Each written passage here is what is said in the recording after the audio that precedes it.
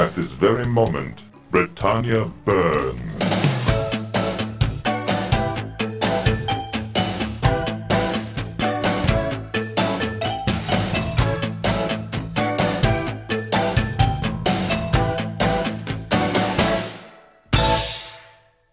So, this is Spoony, and I'm here with Richard Garriott, and we're here to talk about Shroud of the Avatar, his new game, and I'm here because they met their Kickstarter goal. I was met as one of the highest Kickstarter goals, because I'm worth it. Worth every penny. In fact, we wouldn't be here if they hadn't put my name on the Kickstarter. You must admit this. No, well, it has to be true. I mean, you know, as a fanboy myself of the Spoony experiment and all things Spoony, you know, it was, you know, we try to put at those high-level goals, the things that we're fans of ourselves, we know that our fans are fans of as well, and I got to admit it, yes. And it's only right that they involve me in this, because I'm the guy who by far knows way more.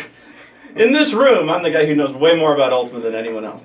But so yeah, when it comes to this series, Richard, what made you want to start making good games again? Whoa, yeah. Well, you know, it's been a while since I've made one of those good games, apparently. Right. And so you know, I thought if I want to continue to be successful in this business, a good game would be a better idea than a bad game. Oh, but you're coming back, and you've got this brand new game. Tell us briefly what Shroud of the Avatar is like and how it differs from previous games that you've made. Well, for me, Shroud of the Avatar is sort of getting back to my roots in an important way.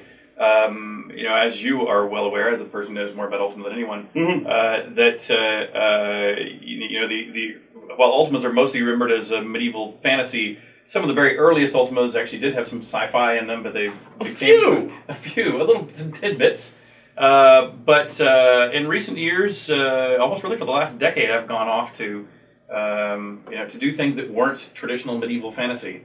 And so for me, I'm excited to get back into medieval fantasy. I'm trying to rectify a few of the ways that I think role-playing games have gone astray. I think they've become too hand-holding with menu-based conversations and quest logs and arrows on maps. And so I'm trying to bring role-playing back into it as opposed to just min-maxing combat systems. So basically you're calling most people who play RPGs little girls.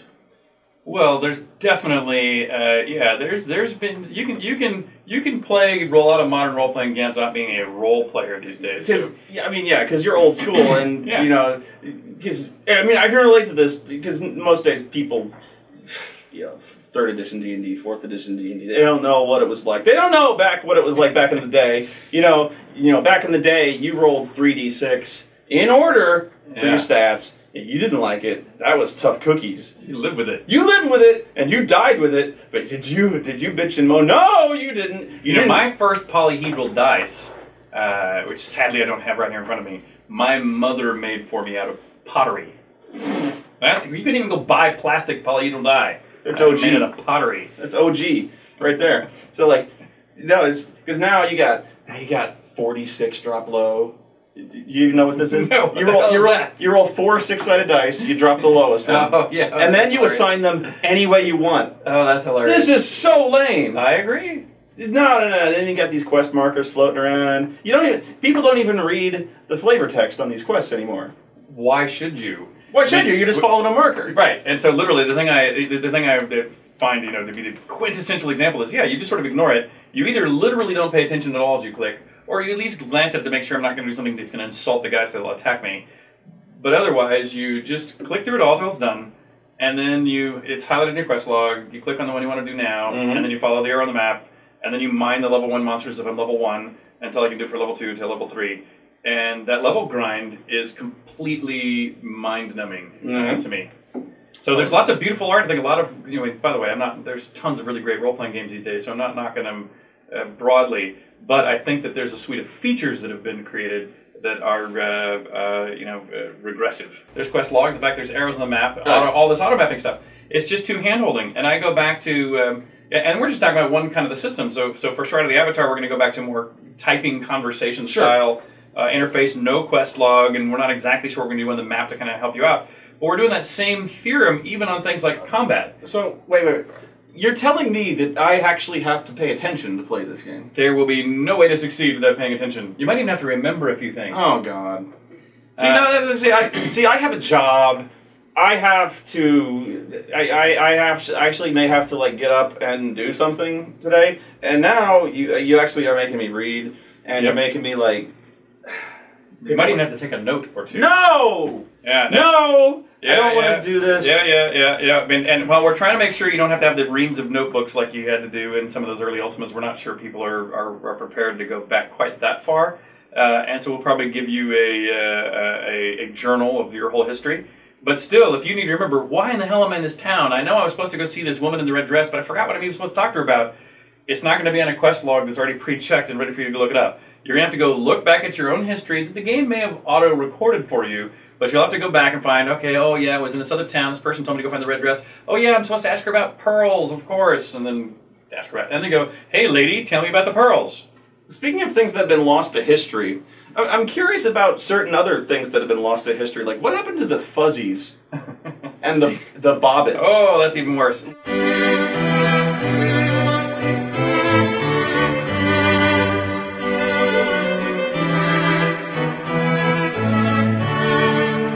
What have you done with them, Lord British?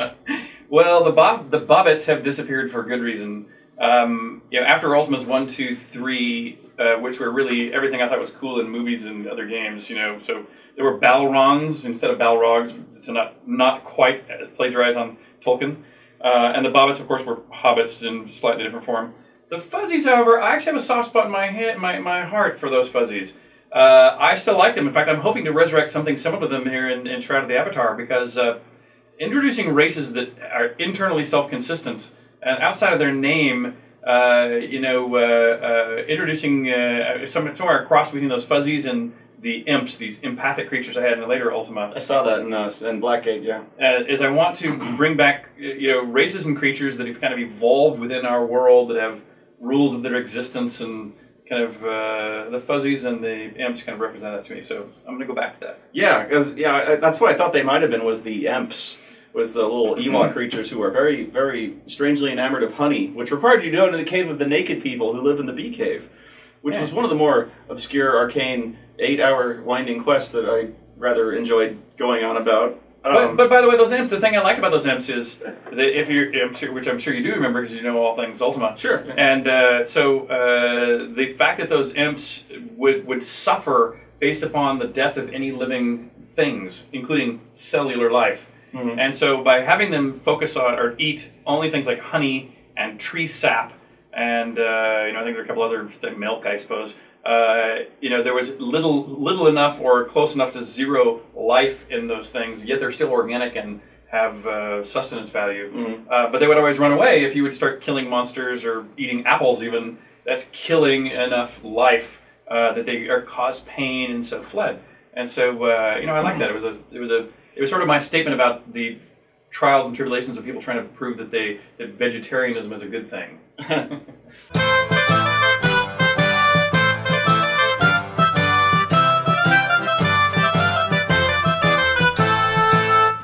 So, I'm really curious always about the early games, because there's so much that it seems like things. You've tried your best to integrate the storyline. I called it a storyline. No, the storyline from the early games into the older ones. Which so I guess my big question is, we started off a Calabeth and Ultima 1. You kind of described those as almost as kind of like programming experiments. They were. So like, what unique challenges did you face when finally kind of making a serious game like Ultima 2? And by challenges, I mean mushrooms. Here's a little bit of trivia for you about the early days of the industry, by the way.